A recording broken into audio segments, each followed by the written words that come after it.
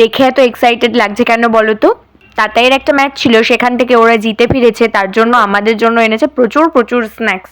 Total 5টা এনেছিল, 2টো মামুনির আর 3টে আমরা নিয়েছি। তো দেখাচ্ছি কি কি এনেছে। এই যে এই ট্রফিটা, winner Durgapur blue star club, মানে তাতাইদের ক্লাব, ওরা জিতেছে। এই ট্রফিটা চলে যাবে ড্রয়িং রুমে। আর এই যে দেখছো এতগুলো জিনিস এনেছে যেগুলো নতুন নতুন, আগে কখনো ট্রাই করিনি, তো ট্রাই করে দেখবো কেমন লাগে। প্রথমে তো ছিল এই পাপড়টা, এটা একদমই পাপড়ের মতো খেতে। তারপর ছিল এই মেথি সেভ, এইটা খেয়ে যে আমার এত ভালো লেগেছে, এত ভালো লেগেছে, দারুণ খেতে। মানে আমি এক্সপেক্ট করতে পারিনি এতটা ভালো হবে। আমার তাতাই দুজনেরই খুব ভালো লেগেছে এইটা। তো আমরা তো বলেছিলাম পরেও নিয়ে আসবো, এতটাই ভালো খেতে ছিল। এরপর ছিল এই হলদিরামসের পাঞ্জাবি মিনি পাপড়। এটা খেতে খানিকটা পাপড়ের মতোই, মশলা ওপরে দেওয়া। এটার টেস্টটা দারুণ ছিল, আমার তো খুব ভালো লেগেছে আর কি।